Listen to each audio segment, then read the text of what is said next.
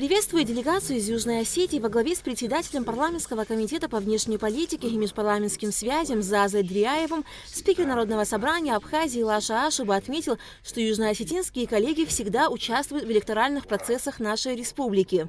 У нас два братских народа, сложились самые теплые взаимоотношения. Такие отношения были традиционно у республик Абхазии и Южной Осетии. И, конечно же, мы сегодня продолжаем эти традиции. Спасибо вам за это, спасибо за отношения.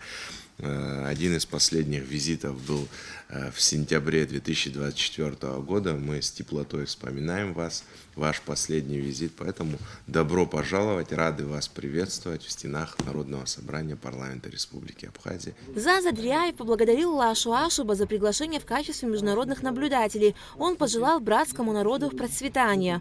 Я хочу, чтобы в этот день абхазский народ сделал правильный выбор на благо Абхазии, чтобы Абхазия процветала, процветал здесь мир, добро и процветание было. И, естественно, я хочу, чтобы было спокойствие и понимание между абхазским народом, чтобы не было никаких склоков, никаких недопониманий. Мы знаем, что такие выборы. У нас тоже горячие выборы происходят, но однако мы приходим к какому-то консенсусу и взаимопониманию.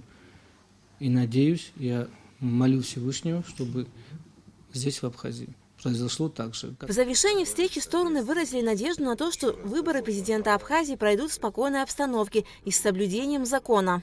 Алика Трапшка, Мила Джопа, Абхазское телевидение.